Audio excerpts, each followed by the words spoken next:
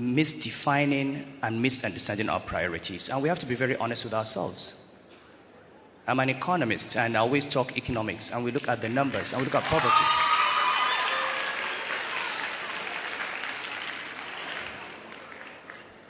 If you look at all the poverty indices in the world today, you find that in southwest Nigeria, the incidence of poverty is 20%. In the northwest, it is 80%. The northeast, it's 80%. Why is it that the poorest parts of this country are the Muslim parts?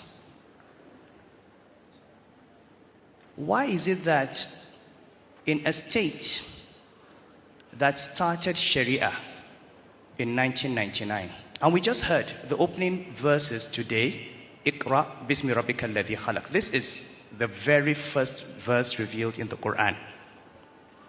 How come that the state that started Sharia is not the one that is the most educated state? In fact, how come that in that state in 2017, only 24 children got 5 credits in secondary school?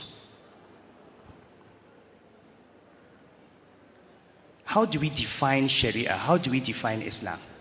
Illiteracy? Malnutrition? Children on the streets? We have to ask ourselves. And we can't ask those questions until we begin to understand through usul that you have to live in this world well in order to serve Allah for the hereafter. For Islam to prosper, we need educated Muslims. We need Muslims that are not begging. We need Muslims who are standing on their feet. Believe me, if poverty continues in the north, Islam will disappear from the north. The Prophet said, Allahumma inni a'udhu bika min al-kufri wal-faqri. Allah, I seek refuge with you from disbelief and poverty. And he said, Kad al-faqru an yakuna kufran. Poverty can lead to disbelief.